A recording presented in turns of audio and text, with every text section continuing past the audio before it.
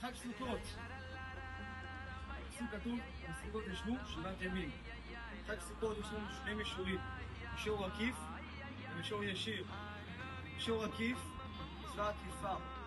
בסוכות צריך לאכול, לישון, ללמוד, זה מצווה עקיפה.